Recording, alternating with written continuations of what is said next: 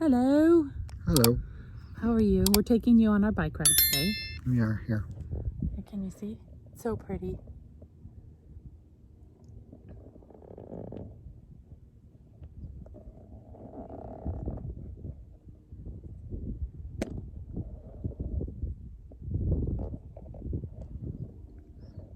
So this is Jason's favorite place, so we decided to take you with us. We have been editing some of our old videos. If you haven't noticed, we've been re-putting up some of the old videos. Ina's been editing out.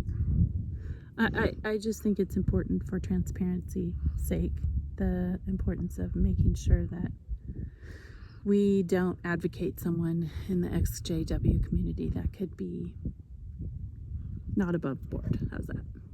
So it's taking some time, and because I'm not a professional, it takes even more time because I have to clean up a computer and then put it in and then redo it. And so we're editing out of our old videos any reference to you-know-who.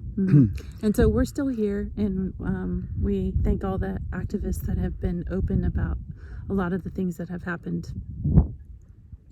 And so, yeah. Our heart goes out to people that have been hurt by you-know-who. We didn't know. Had we known, we would have felt differently. So as... Just a minute, I'm sorry. We don't have it in airplane mode. Sorry, babe. It's okay. So as former Jehovah's Witnesses, all of us understand how when new evidence comes to light, we can change our view on something, right? So that's what we did. And that's why you're seeing some of our old videos popping up again, which is fine. And we noticed that more people are watching them. So, instead of my 7. But I have my loyal 7 followers. We love you guys. Yeah, we love you so much. But anyway, I was thinking of something this morning on another subject. How even 30 years ago when I left, 22 years ago. Even before I left, when I was a believing Jehovah's Witness, something always bothered me, and it probably, well, I guarantee you, it helped me to get out and to see things more clearly. We were watching CBS Sunday Morning this morning, and there was a story on a musician whose wife had leukemia, and she beat it as of a year ago, but then it came back fierce. And so they're dealing with that, but you know that you could tell that this man loves his wife dearly loves his wife, and he wrote her a song every single day she was in chemotherapy. And you know, I would see things. Imagine we see that, and I would see things like that periodically. People loving each other. When I was a witness, people who were not Jehovah's Witnesses. And it just didn't make any sense to me that Jehovah was going to kill them in Armageddon. And I just started to think this Watchtower organization is a Tempest in a Teapot. We were so self-important, and we knew everything, and the outside world was from Satan. And I saw that it wasn't. It wasn't. There's good people, there's bad people. There's a mix of them all. But there's some really, really good people that are not Jehovah's Witnesses or not religious. There's a lot of good people who are religious in other organizations, other churches. But I would periodically tell, Ina these things. She really couldn't answer them. Or that's why it's important that we tell as many people as possible. Yeah, that's what I would always say. And then I would say, well, why doesn't Jehovah do it? I mean, he could do it in a heartbeat. So, I just wanted to talk about that, how self-important not only Jehovah's Witnesses are, but, Mormonism and Scientology and any cult where they believe that they're the most important people on the planet, or they're doing the most important work on the planet. And it's just not true. Once again, loving each other, treating each other kindly, no matter what. That's what we need to do as human beings, because we're all human beings. And anything that divides us should not be acceptable. Yeah, and I think it takes time too, that for me anyway, I always thought I'm learning a lot about religious trauma. I didn't realize that as a witness, I was in something that was very dangerous for your mind. Mm-hmm. And so as we all know, that April 1st, all the Kingdom Halls opened back up. And I went to my congregation, my Kingdom Hall, and it didn't look like there was anything going on. But as we went on our little bike ride today, we did see Jehovah's. On the way up here, Yeah, in the car, we passed one of her old Kingdom Halls. Another Kingdom Hall within the canyon, Mm-hmm. and that definitely was. There were people all dressed up, heading up there. So, Mm-hmm. yeah, it's disappointing. It's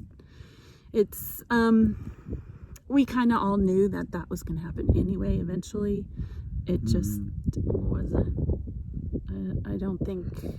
I'm curious to see how many people are actually going to go back. I'm sure we're going to get a lot of PMO video from inside the Kingdom Halls, of Kingdom Halls that have, 8 and 10 people in them. Yeah. I guarantee it. It's hard for couples too, because I remember going to the meetings without my husband. It's so hard, and my husband staying home, and then me going to the Kingdom Hall with the kids. So I feel for those couples that are going through that right now, because it's not easy. And I got on my bike today and I thought, all the Sundays that I missed with my husband and my family, it was very difficult to go to a Kingdom Hall without my family. And it was very hard for him to stay alone. Mm-hmm.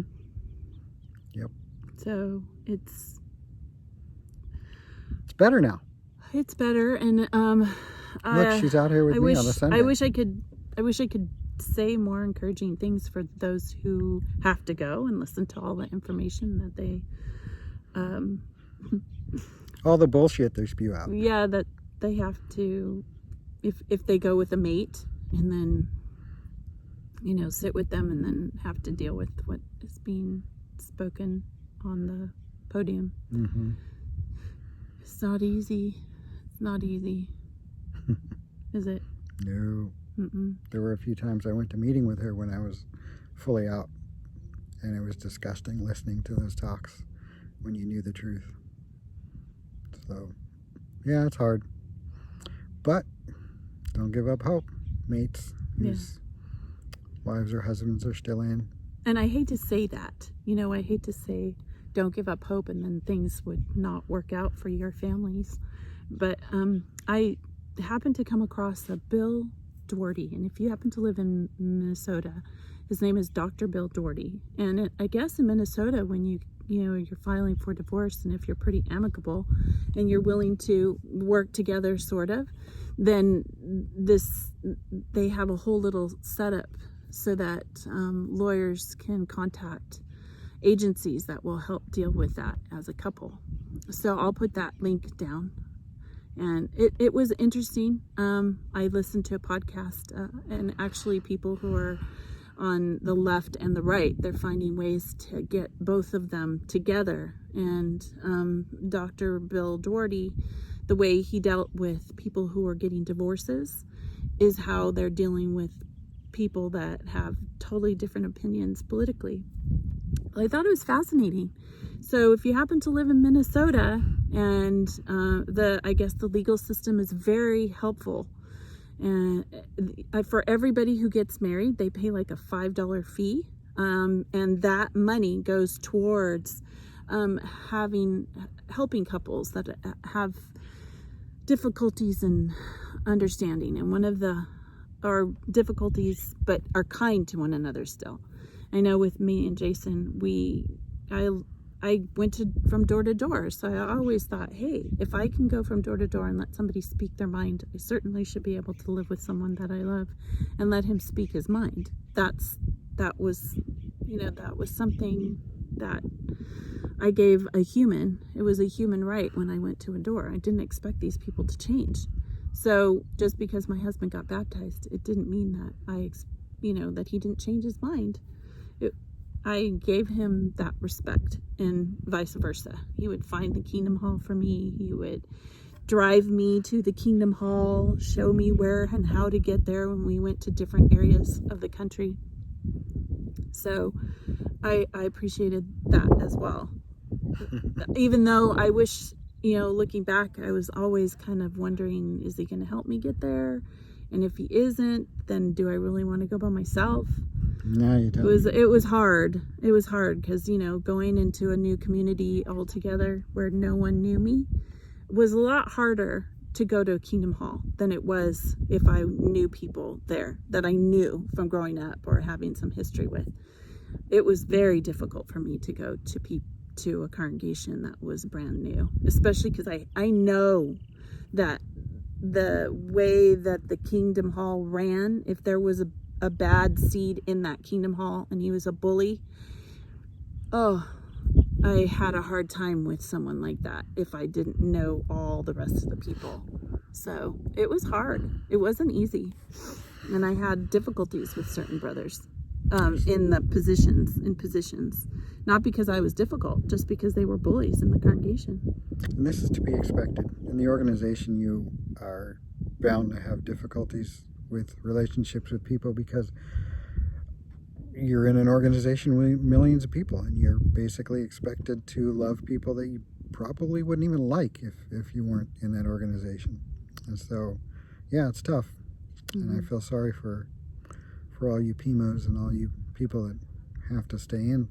Single moms or people, they call them unbelievers, married to an unbeliever, even though I think certain elders in the congregation gave my husband leeway because I was an active sister and I was going to meetings consistently and I brought the kids by myself, and so they kind of gave him a little bit of a different name, not really apostate. They said unbeliever. Oh, you're married to an unbeliever. So, okay. That didn't sound as bad as an apostate. But my children were still fatherless children. Mm-hmm. Yes. Horrible. It's a really messed up organization. Really cruel. Tears families apart. Kills people. It's hard for the kids.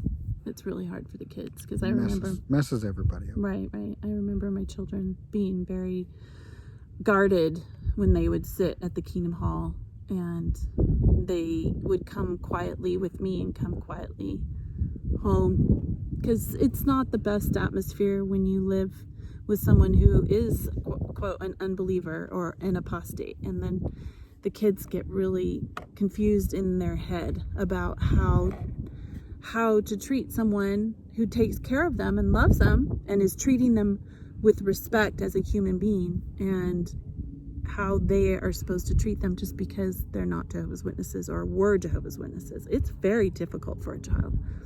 And so, that I think is probably is very abusive for a child's mind, because you can't just grow in love. You can't just grow in love. Religion is very abusive for it children makes you and crazy. Adults. Yep. So is that good? Yeah. All right. So we just wanted to make this short video. We didn't even know if there's enough room on my phone. Ina's phone, because it didn't stop yet. I'm still cleaning up stuff and making sure that I'm happy with it. That I'm happy with it. So, and the kids, and as a family, I kind of get everybody involved, and everybody has their own opinion. Sometimes they want to be in the videos, sometimes they don't.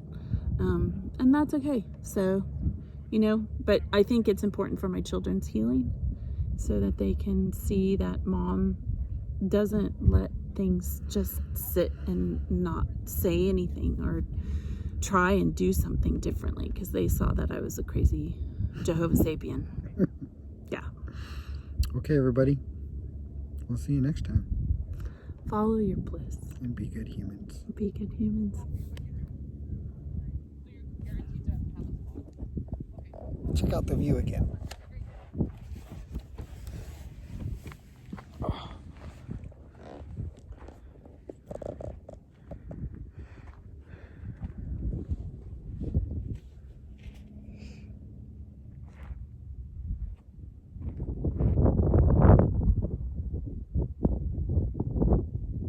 Look at all that beauty.